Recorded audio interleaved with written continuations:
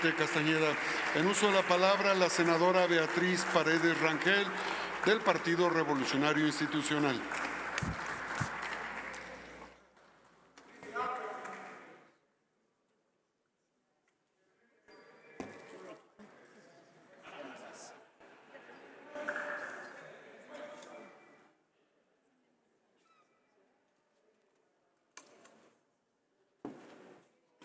No lo veo detrás del águila.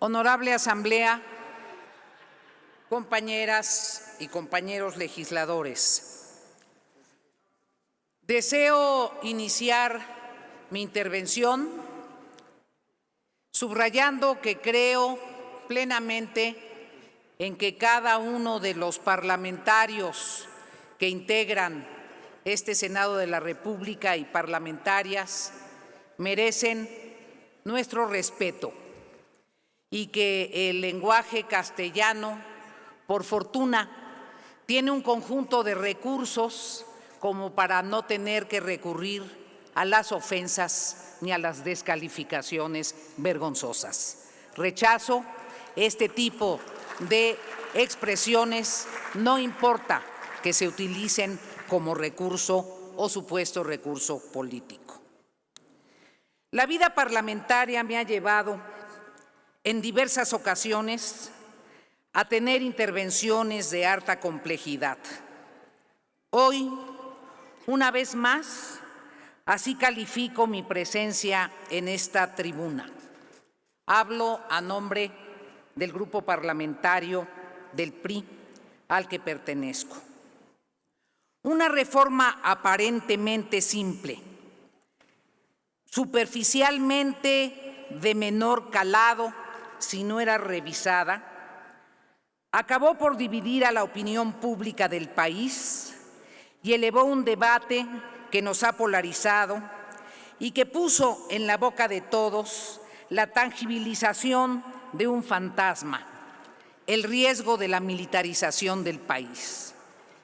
Fue esta reforma del quinto transitorio lo que levantó las voces de la preocupación. No, estimadas y estimados colegas, fue el contexto. Primero, la contradicción entre los dichos del otrora candidato de Morena con la definición reciente en cuanto al papel del Ejército en la seguridad pública y su no regreso a los cuarteles. Segundo, la asignación de funciones extraordinarias a las Fuerzas Armadas, funciones que habitualmente realizaban corporaciones o funcionarios civiles, construcción de trenes, administración de aeropuertos, administración de aduanas y otros más. Tercero, un discurso contradictorio en relación a la estrategia de seguridad, abrazos y no balazos y afirmaciones coloquiales y conciliatorias que eluden la relevancia de referirse a la aplicación de la ley y luego, por funcionarios de otro rango, el subrayado de la existencia de una estrategia pertinente. Cuarto, la experiencia sinaloense del atrapamiento de un personaje relevante, su perdón y la realidad terrible en el proceso electoral.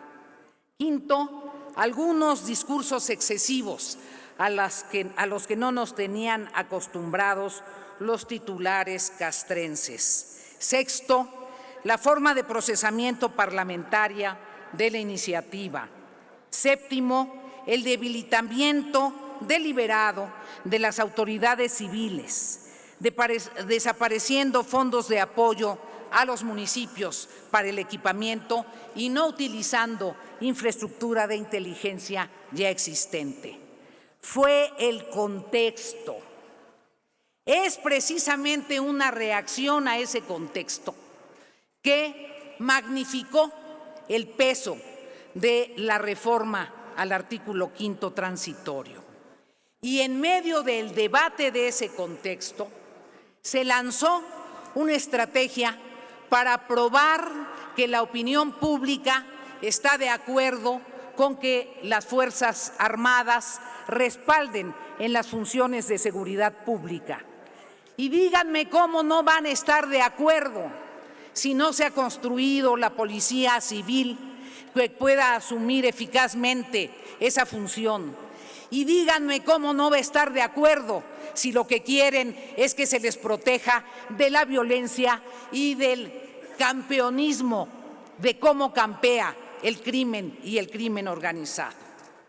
Sin embargo, yo creo en la función del legislador, la respeto y creo en la potestad del Poder Legislativo. Los legisladores, por nuestra propia naturaleza, no podemos renunciar a legislar y a negociar. Parlamentar supone dialogar para encontrar mejores soluciones. En ese sentido, en lo personal, nunca estuve de acuerdo cuando se expresó desde alguna trinchera la moratoria constitucional. Como legisladora, nunca renunciaré a mi capacidad de legislar, a exponerme con el sentido de mi voto en sentido afirmativo, en sentido negativo o en abstención. Nuestra postura como grupo parlamentario ha sido clara.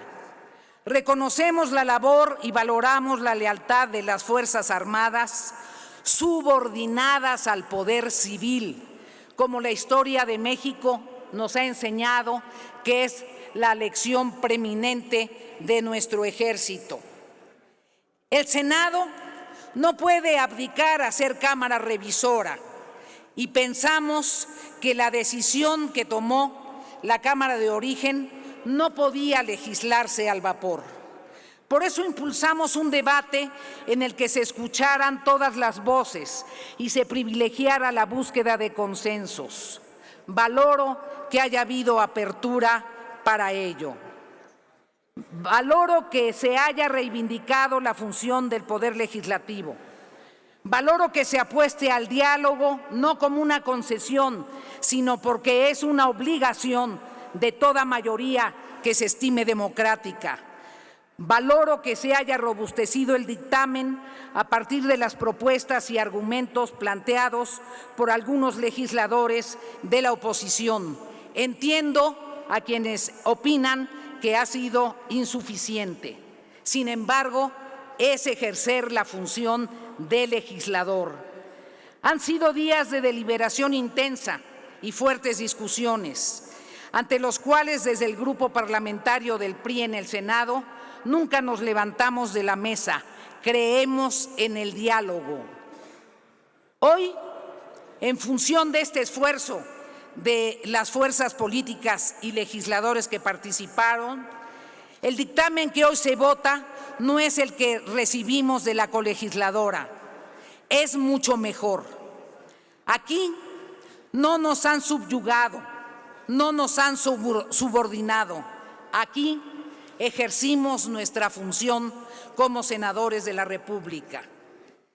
Se incorporan mecanismos de control, evaluación y seguimiento a la actuación de las Fuerzas Armadas. Ahora lo importante es que la mayoría de Morena no paralice a las comisiones. Ahora lo importante es que sea una comisión paritaria entre mayorías y oposición y que realmente se cumpla con la entrega de los informes con los datos precisos. Se obliga a que la Fuerza Armada sea capacitada bajo la doctrina de policía civil en la etapa de transición. Se definen con claridad los criterios para su participación en la seguridad pública de acuerdo a los términos planteados por la Suprema Corte, lo cual es una transformación cualitativa del espíritu del quinto transitorio y es una transformación que define límites para las decisiones del presidente de convocar el uso de las Fuerzas Armadas en funciones de seguridad pública. Límites es lo que necesita el Poder Legislativo precisarle al Poder Ejecutivo. Precisa las obligaciones de los 3 órdenes de gobierno respecto del ámbito presupuestal. Determina claramente que una vez concluido el plazo que se establece, la Guardia Nacional y las policías locales tendrán que asumir a plenitud las responsabilidades del artículo 21 constitucional. Ustedes saben, compañeras y compañeros, que hacia el interior del grupo parlamentario del PRI hemos tenido fuertes debates y discusiones, siempre desde la honestidad y desde el conocimiento específico y desde el contexto de cada legislador. Para una parte de la bancada, los cambios realizados atienden las preocupaciones que se plantearon en la sesión del 21 de septiembre. Para otros, las modificaciones son un buen avance, pero subrayan que hay cuestiones de fondo que ellos no pueden superar. Por eso, se definió hacia el interior de nuestro grupo que haya la decisión de cada legislador de expresar su voluntad en el sufragio de manera individual. Lo cierto es que ambas partes tienen razón. Quienes creen que la capacidad legislativa nos permite avanzar en la transformación de las leyes para preservar valores fundamentales y los que estiman que sus convicciones son irreductibles en un momento en el que el contexto de la historia así los demanda. He escuchado con interés los votos particulares de quienes los han presentado, así como el voto particular de mi compañera Claudia Ruiz Massieu, a la que respeto y aprecio. Y aprovecho para rechazar categóricamente las insinuaciones maliciosas del senador por Guerrero, al que ustedes saben que me refiero. Se rechazan categóricamente de mi parte. Por ello, tengo confianza en cada uno y en cada una de mis compañeros. Senadora, por favor. Más que fijar la posición respecto de un dictamen, fijo mi posición respecto a la potestad del Poder Legislativo.